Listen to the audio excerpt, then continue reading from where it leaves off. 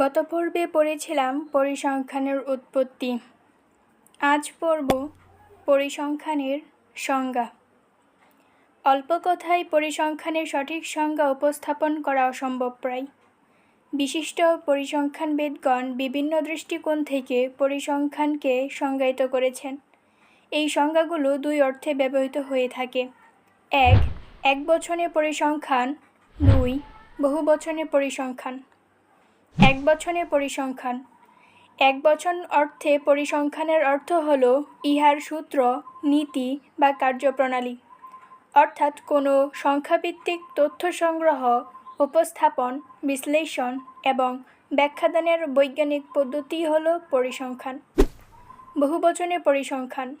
বহুবচনের অর্থে পরিসংখ্যানের অর্থ হল কোনো ঘটনা বা বিষয়ের সংখ্যাত্মক প্রকাশ, যেমন কতকগুলো পরিবারের ছেলে শিশুর সংখ্যা, কেমব্রিয়ান কলেজে একাদশ শ্রেণীর ছাত্রছাত্রীদের ওজনের রাশিমালা, নিত্য প্রয়োজনীয় দ্রব্যের বিভিন্ন সময়ের উৎপাদন বা মূল্য বা আমদানি রপ্তানির হিসাব, প্রতি বছর বাংলাদেশের জন্ম মৃত্যুর সংখ্যা, বাংলাদেশের শ্রমিকদের মাথাপিছু আয় সংক্রান্ত উপাত্ত ইত্যাদি পরিসংখ্যান।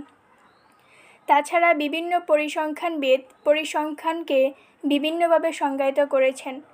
এদের মাঝে আর.এ. Fisher, W I. King, Bowley, Croxton and Cowden, H. Secrist এর সংজ্ঞা উল্লেখযোগ্য।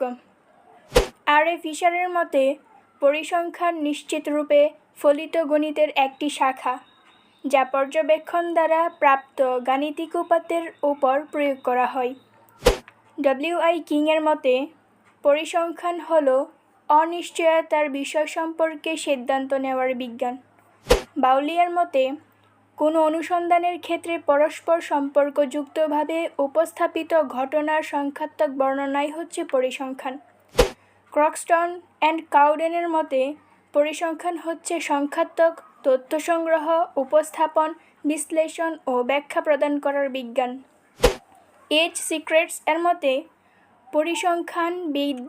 পরিসংখ্যান বিজ্ঞান দ্বারা আমরা কোনো পূর্ব নির্ধারিত উদ্দেশ্যে প্রণালীবদ্ধভাবে সংগৃহীত এবং পারস্পরিক সম্পর্ক সংস্থাপিত নির্ভুলতার যুক্তিসঙ্গত মান অনুসারে সংখ্যায় প্রকাশিত, গণনাকৃত বা নিরূপিত এবং বহুবিধ কারণ দ্বারা লক্ষণীয় মাত্রায় প্রভাবিত তথ্যাবলীর সমষ্টিকে বোঝায়।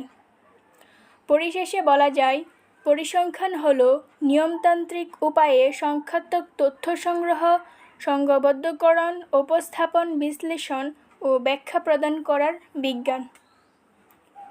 আগামী পর্বে আমরা পড়ব কতিপয় পরিসংখ্যানবিদের নাম।